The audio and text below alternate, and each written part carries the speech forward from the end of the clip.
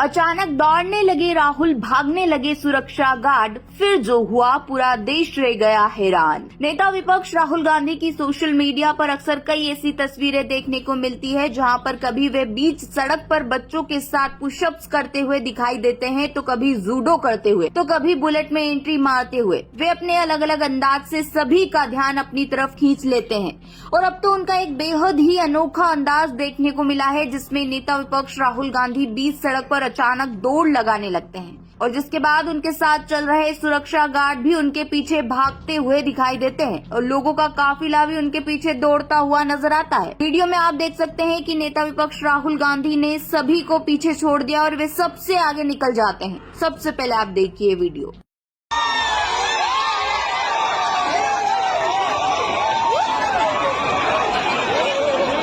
हालांकि उनका ये वीडियो भारत जोड़ो यात्रा के दौरान का है, लेकिन अब इस वक्त सोशल मीडिया पर ये वीडियो एक बार फिर सुर्खियों में आ गया है और इस वीडियो को शेयर करते हुए लोग अब उनकी पर्सनालिटी और फिटनेस की बात कर रहे हैं। वहीं उनकी सिंप्लिसिटी को लेकर भी चर्चा होती रहती है। वे अपने अनोखे और खास और सादगी भरे अंदाजों से सभी का दिल जीत लेते हैं और जिस तरह से वे लोगों की समस्याओं को सुनते हैं, उनके मुद्दों को उठाते हैं, ऐसे में अब धीरे धीरे वे लोगों के बीच में लोकप्रिय होते जा रहे हैं।